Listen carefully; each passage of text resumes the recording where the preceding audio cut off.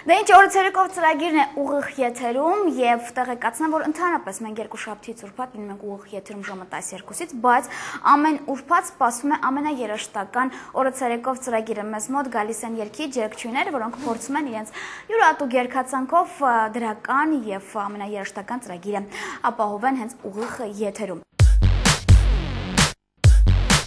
Մարիանա